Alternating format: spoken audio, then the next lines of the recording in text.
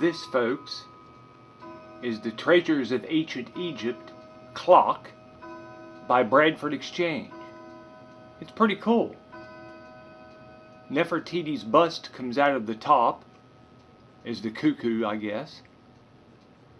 And it plays this interesting Egyptian-like music, I suppose, or what we would think of as ancient Egypt, the music that goes along with it. And notice it has canopic jars for the pendulum.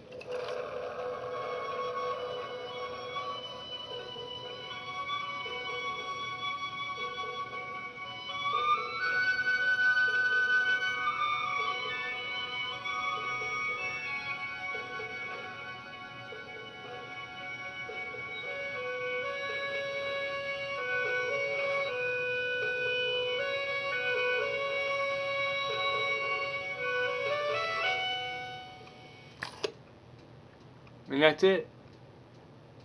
The procession around the bottom. It's a quite heavy clock. It weighs about 8 pounds. It's pretty nice and quite scarce these days.